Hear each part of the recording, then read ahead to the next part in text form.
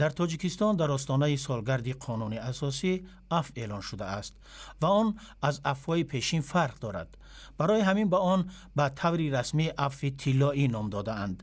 در این روزها تقریبا همه خانواده هایی که شخص از آنها در زندان به سر میبرد در وجودشان امید زنده شده است که شاید فرزند خانواده آنها نیز به این عفو داخل شود و دوباره به جمع خانواده اش بپیوندد. بر اساس قانون عفو در زندان زنان و کودکان باقی نخواهند ماند و به نظر می رسد که دایره وسیع زندانیان به آزادی می برایند. سوال پیش می آید که چرا رئیس جمهور به چنین اقدام دست زد؟ اقدامی که حتی در بسیاری از کشورها سابقه ندارد.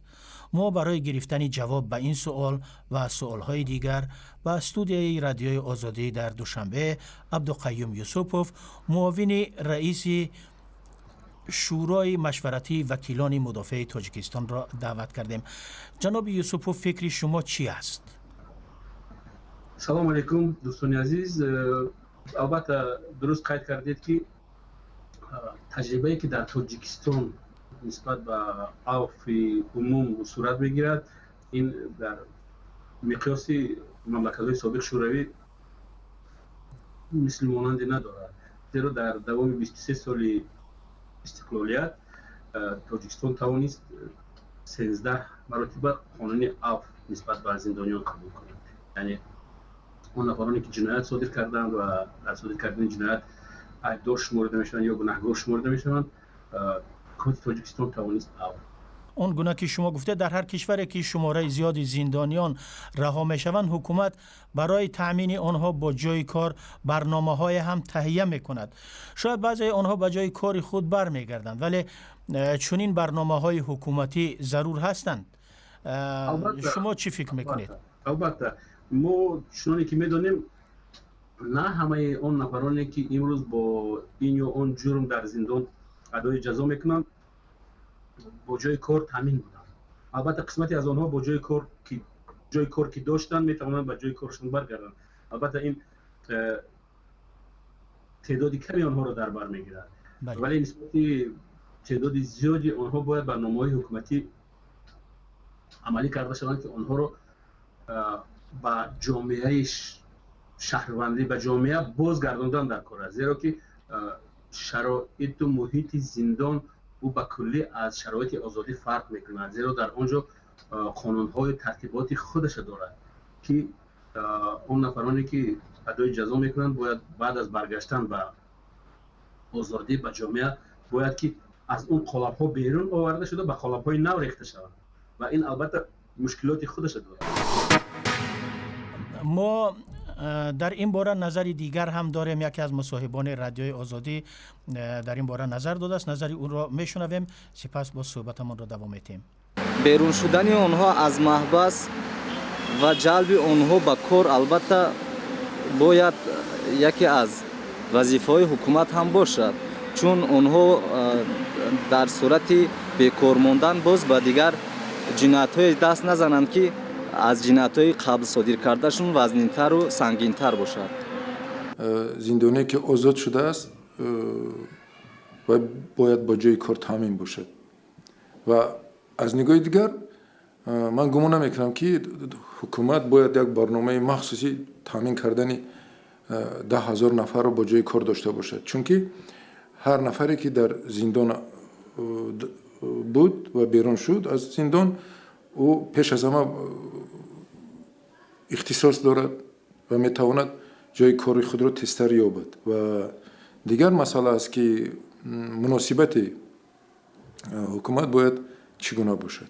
البته مناسبت حکومت با آن باید روانه کرده شده باشد که مادامی که آنها آزاد شدن، آنها در شرایط کاری راه اندازی شوند و همه گونه شرایط های مهیا کرده شود که آنها خود را آزاد حس کنند.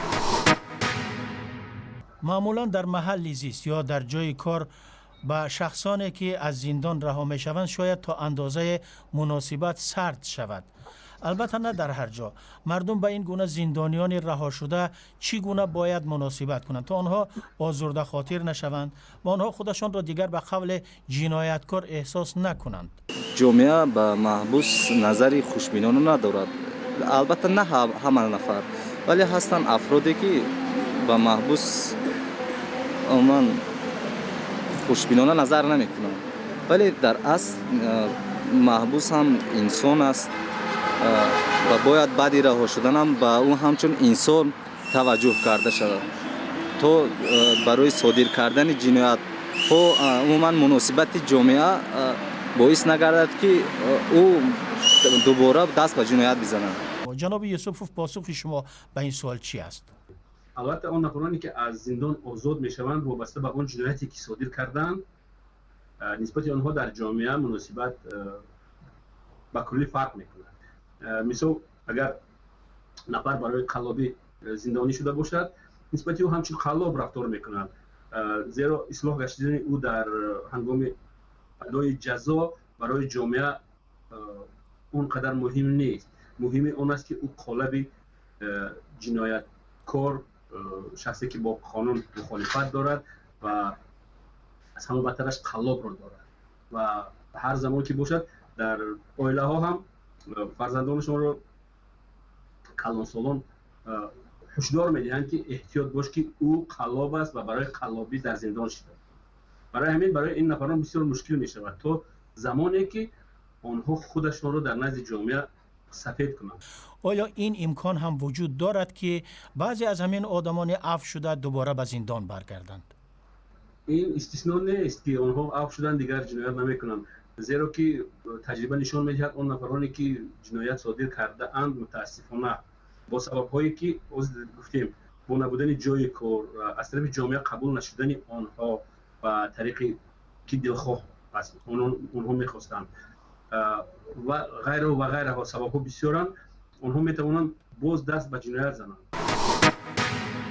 این خودش همین مقامات فرماندهیش علاقه همین است که امروز آنها رو عفو میکند. پیش از همه گناه آنها رو در نزد قانون علاقه پاک شد. پس این با مردم یعنی فرماندهی از این دیگر من فکر میکنم بالاتر شدن نمیتواند تا اینی که علاقه قانونا آنها از گناه خود آنها رو یعنی بیگناه خواندن و آنها رو عفو کردن. این معنای اون رو دارد که جامعه باید آنها رو خوب قبول کند. خودی مردمی که از زندان بیرون میشود آنها باید خود را هرچی بیشتر مساعد کنند با مردمی که دائما با یگان کار ضد حکومتی یا جنایتی نکردن. شاید منتالیتی تاجیکانه ما این چیز را تیزتر قبول کند. ما که مسلمان هستیم این چیز بیشتر تاثیر رسان است و هر یک مسلمان کامل کوشش میکند که شخصانی که در زندان بودن آنها را باز با آغوش خود گیرن در پهلوی خود نگاه دارن. جناب یوسفوف، ببینید در بین مردم این سر و صداها نیز گاه شنیده می شود که بعضی خانواده ها برای بر روی خط عفو داخل کردن عضو خانواده خود تلاش میکنند رشوه دهند و با کمک کسی مرادشان به اصطلاح حاصل شود. آیا این پهلوی مسئله هم هست؟ بیاید اول نظر یک مصاحب رادیوی آزادی را میشنویم، سپس شما جناب یوسفوف به این سوال پاسخ میدهید. خب مصاحب هست؟ خب مرحمت جناب یوسفوف بفرمایید. متاسفانه از این حالت ها هم جامعه آری نیست و بله میتوان من بعد برای